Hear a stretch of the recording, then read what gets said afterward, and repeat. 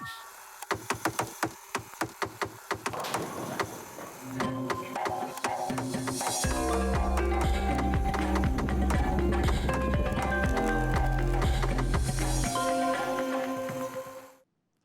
pagi dan salam sejahtera. Ringkas edisi 15 Februari 2021. Anda bersama dengan saya Jessica Chung. Kita teruskan dengan perincian berita. Bertujuan melahirkan generasi tenaga kerja mahir pada masa depan, Pusat Kecemerlangan Teknikal Sarawak (Sentex) bakal dibina di Seri Aman.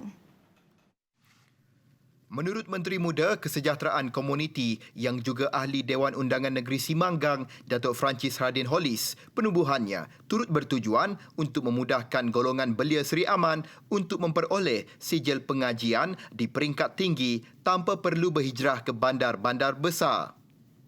Tambah Francis, pihaknya juga peka terhadap kesukaran yang dihadapi penduduk bukan sahaja dari segi jarak, malah mengambil kira situasi keluarga yang tidak mampu menanggung perbelanjaan anak-anak lebih-lebih lagi apabila perlu mencari tempat tinggal dalam jangka masa yang lama.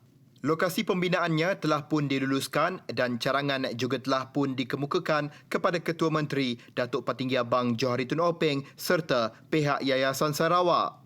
Di Seri Aman kita fokus dengan agriculture dan kita memerlukan latihan center pusat latihan teknikal ini di Seri Aman dari segi commercial farming, agriculture, new technology dan juga TVET technical school like welding, tailoring, Langkah ini juga, tambah Francis, sesuai dengan potensi yang sedia ada di Seri Aman. Dengan keluasan tanahnya, graduan dari Sentex kelak akan mampu menguruskan sendiri kilang maupun ladang pertanian dengan pendekatan yang lebih moden. Kebanyakan kita memerlukan dari segi pengurusan dan pemasaran. So they can create a market.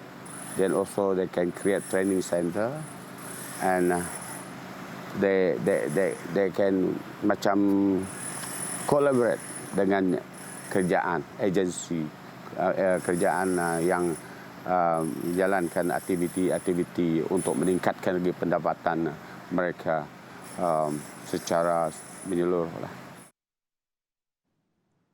Pembinaan Masjid Daerah Daro bakal beri manfaat besar kepada penduduk setempat, sekaligus menjadi satu kebanggaan khususnya bagi masyarakat Islam di kawasan tersebut.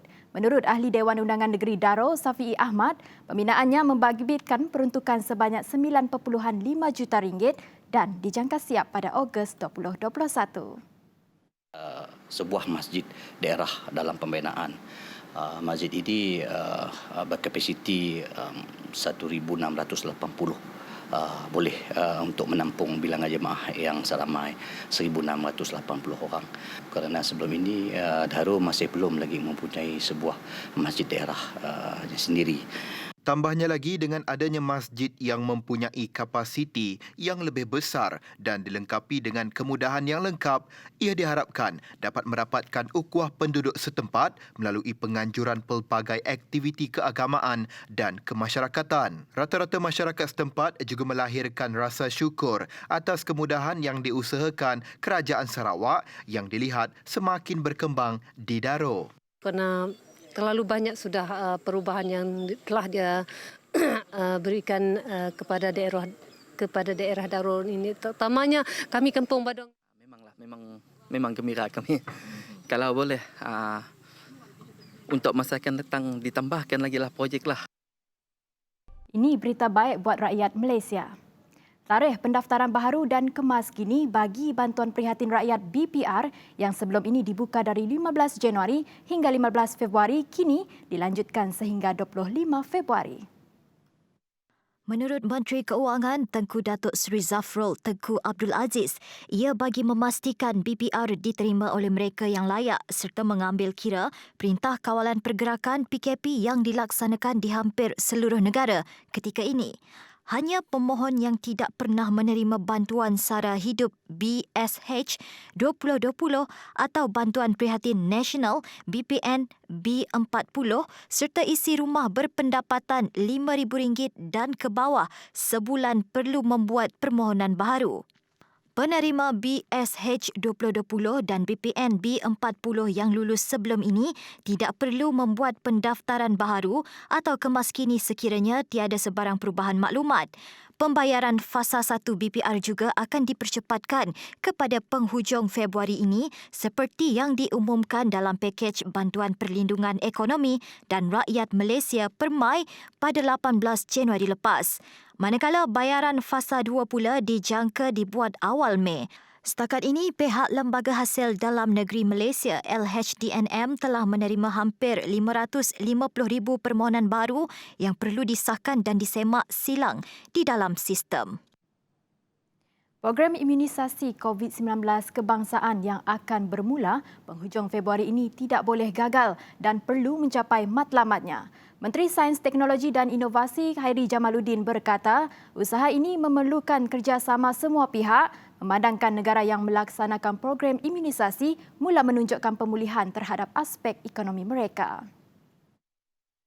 Tegas Khairi, sebarang gangguan terhadap program ini akan mengundang kepada ketidaktentuan ekonomi. Malah tambahnya, program imunisasi ini juga amat penting untuk menyaksikan bilangan jangkitan COVID-19 dan jumlah pesakit di unit rawatan rapi ICU menurun.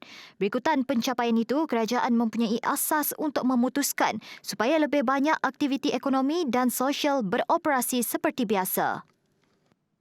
Program imunisasi COVID-19 kebangsaan ini yang akan bermula akhir bulan Februari akan menyediakan 2 dos suntikan vaksin keluaran Pfizer bagi setiap penerima. Menurut Pengarah Institut Penyelidikan Klinikal Kementerian Kesihatan Malaysia KKM Dr. Kalairasu Perisami, dos pertama akan disuntik manakala dos kedua akan disimpan untuk disuntik selepas 21 hari daripada suntikan pertama. Rekod penerima juga katanya akan didaftarkan dalam aplikasi MySejahtera. Setiap dos yang diberi, satu dos akan disimpan. Itu adalah cara pelaksanaan vaksinasi, di mana dos itu telah pun disimpan untuk pemberian dos kedua. Jadi tidak akan timbul di mana penerima dos pertama tidak ada stok untuk penerimaan dos kedua. Apabila dos pertama itu diberi, dos kedua itu telah pun tersimpan untuk penerima tersebut. Dan perkara ini akan tercatat dalam rekod kad vaksinasi dan juga melalui aplikasi MySejahtera. Sementara itu, jelas Dr. Kalairasu, dos kedua yang diambil juga perlu menggunakan vaksin keluaran yang sama. Ini adalah untuk mengelakkan keberkesanannya terganggu. Pengambilan vaksin contohnya vaksin Pfizer memerlukan pengambilan 2 dos untuk mencapai 95% keberkesanan bagi mencegah jangkitan. Kita tidak boleh bercampur antara satu vaksin dengan lain. Ini tidak akan memberi efikasi ataupun keberkesanan yang telah pun tercatat daripada percubaan klinikal. Oleh itu, sekiranya seorang itu menerima dos pertama vaksin Pfizer, dos kedua pun mestilah dos Pfizer. Kecuali timbul masalah sampingan yang menghalang seseorang itu daripada menerima dos tersebut. Begitu juga untuk dos daripada contohnya vaksin AstraZeneca, juga vaksin Moderna dan sebagainya. Setiap orang itu mesti menerima dos pertama dan kedua daripada produk yang sama. Malaysia akan menerima vaksin Pfizer yang meliputi keperluan 20% populasi yang akan diterima sepanjang tahun. Selain vaksin Pfizer, Malaysia juga telah memeterai perjanjian untuk pembelian vaksin keluaran AstraZeneca UK, Sinovac China dan Sputnik V Rusia.